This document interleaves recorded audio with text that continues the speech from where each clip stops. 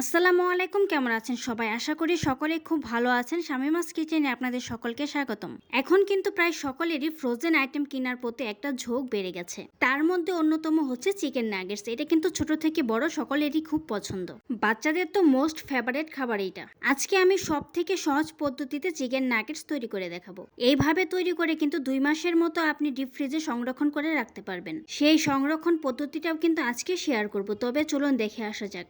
Chicken nugget তৈরি করার জন্য প্রথমে এখানে আমি 3টা ব্রেড নিয়েছি। আমার ব্রেডগুলো যেহেতু ছোট তাই এখানে আমি 3টা নিয়েছি। আপনাদের যদি বড় থাকে তাহলে 2টা নিলেও চলবে। ব্রেডের যে চারপাশে লাল অংশটুকু আছে সেটা আমি কেটে নিচ্ছি আর ছোট ছোট টুকরো করে নিচ্ছি। চিকেনের ব্রেস্টের একটা পিস নিয়েছি, এখন এটাকে ছোট টুকরো করে কেটে নিচ্ছি, এতে করে ব্লেন্ড করার সুবিধা হবে। কিমা চপার দিয়েও কিন্তু করে নিতে পারেন। এখন চিকেনের টুকরোগুলোকে একটা ব্লেন্ডার জারে আমি নিয়ে নিচ্ছি। টেস্ট অনুযায়ী লবণটা দিয়ে দিচ্ছি। এখানে আমি 1/4 চা চামচ লবণ দিয়ে দিচ্ছি। হাফ চা চামচ দিয়ে দিচ্ছি রসুন বাটা, হাফ চা চামচ দিয়ে দিচ্ছি আদা বাটা, 1 চা চামচ দিয়ে দিচ্ছি মরিচের গুঁড়া, জিরা ধনিয়ার গুঁড়া মিলিয়ে দিয়ে দিচ্ছি 1 চা চামচ, 1/4 চা চামচ দিয়ে দিচ্ছি গরম মশলার গুঁড়া, 1/4 চা চামচ দিয়ে দিচ্ছি গোলমরিচের গুঁড়া। এখানে আমি কালো গোলমরিচের গুঁড়াটা ইউজ করেছি, আপনারা চাইলে সাদা গোলমরিচের গুঁড়াটাও ইউজ করতে পারেন। 1 চা চামচের মতো দিয়ে দিচ্ছি সয়া সস। যে ব্রেডগুলো কেটে রেখেছিলাম সেটা দিয়ে দিচ্ছি। ঢাকনা দিয়ে ঢেকে এখন ব্লেন্ডটা করে নিচ্ছি।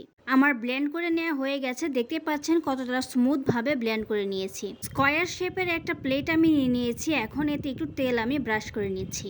মাংসটাকে যে ব্লেন্ড করে নিয়েছিলাম এখন সেটা এই প্লেটে ট্রান্সফার করে নিচ্ছি।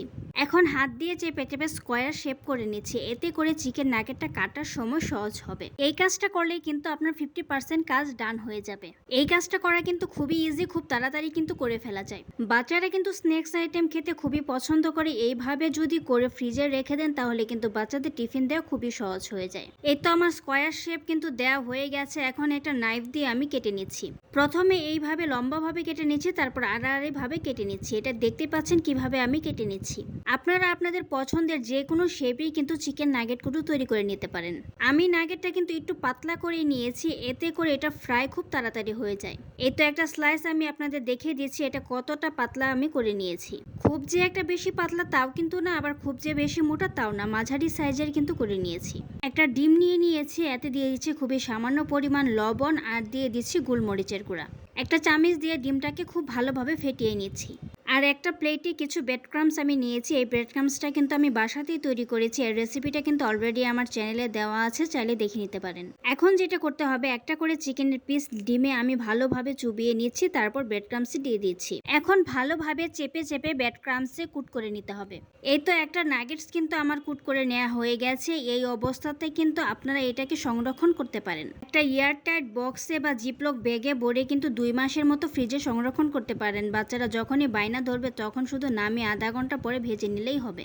এইভাবে করে সবগুলো নাগেটসই আমি তৈরি করে নিচ্ছি। চিকেন নাগেটগুলো ভাজার জন্য চুলায় একটা কড়াই বসিয়ে দিয়েছি। কড়াইটা গরম হয়ে আসলে এখানে দিয়ে দিচ্ছি পরিমাণ মতো তেল। যেহেতু একটু ডুবো তেলে ভেজে নিতে হবে তাই তেলের পরিমাণটা একটু বেশি দিয়ে দিচ্ছি। তেলটাকে আবার বেশি গরম করতে যাবেন না, হালকা যখন গরম হয়ে আসবে তখনই কিন্তু চিকেন নাগেটসগুলো দিয়ে দিতে হবে। তেলটা যদি বেশি পরিমাণে গরম করে দিতে চান তাহলে কিন্তু দেওয়ার সাথে সাথে উপরে কালারটা চলে আসবে, ভেতরে কিন্তু পারফেক্টলি কুক হবে না। এই তো চিকেন নাগেটসগুলো আমার দেয়া হয়ে গেছে। এখন চুলার আঁচটা মিডিয়াম টু লোতে রেখে উল্টে পাল্টে আমি ভেজে নিচ্ছি। এই তো চিকেন নাগেটসগুলো কিন্তু আমার ভাজা হয়ে গেছে। আমি 10 মিনিট টাইম নিয়ে চুলার আঁচটা মিডিয়াম টু লোতে রেখে ভেজে নিয়েছি। এখন একটা স্ট্রেনার দিয়ে তেল থেকে উঠিয়ে তেলটা ঝরিয়ে নিচ্ছি। বাকি যে নাগেটসগুলো রয়ে গিয়েছে সেগুলো আমি তেলে দিয়ে দিচ্ছি আর সেম প্রসেসে ভেজে নিচ্ছি। বাসায় বানানো এই চিকেন নাগেটসগুলো খেতে এতটাই মজার হয় যে দোকানের চিকেন নাগেটসগুলোকেও আপনি হার মানিয়ে দিতে পারবেন। তৈরি হয়ে গেল রেস্টুরেন্টের থেকেও বেশি টেস্টি চিকেন নাগেটস। বাসায় তৈরি করা যে কোনো জিনিসই কিন্তু খুবই হেলদি। আমি কিন্তু একদম সহজ পদ্ধতিতে আজকের রেসিপিটি দেখানোর চেষ্টা করেছি, আশা করি সকলেরই খুব ভালো লাগবে। এইভাবে বানিয়ে যদি ফ্রোজেন করে রাখেন তাহলে কিন্তু ঝটপট করে বাচ্চাদের টিফিনে দিয়ে দিতে পারবেন। সম্পূর্ণ ভিডিওটি দেখার জন্য ধন্যবাদ। ভিডিওটি যদি ভালো লেগে থাকে লাইক কমেন্ট শেয়ার দিতে একদম ভুলবেন না। এরকম নতুন নতুন ভিডিও পেতে আমার ফেসবুক পেজটি ফলো দিয়ে রাখেন। যদি ইউটিউব থেকে দেখে থাকেন চ্যানেলটি সাবস্ক্রাইব করে পাশে থাকা বেল আইকনটি অন করে দিন। ধন্যবাদ।